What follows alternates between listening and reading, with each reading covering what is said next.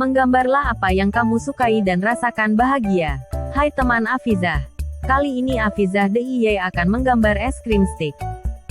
Pertama, buat pola persegi panjang.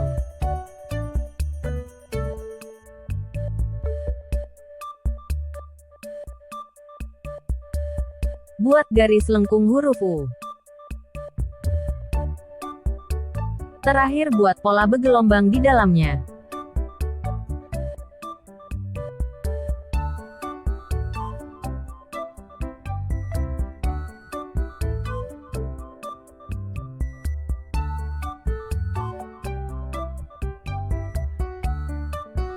Gambar sudah jadi. Saatnya mewarnai. Warna merah, kuning, hijau, ungu, biru langit. Fanta untuk es krim.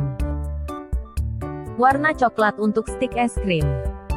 Biru muda untuk background. Ini hasil menggambar dan mewarnaiku. Bagaimana hasil gambarmu? Buat pecinta channel Afizah DIY, jangan lupa like, share dan subscribe channel Afizah DIY. Sampai jumpa di video lainnya. Bye-bye.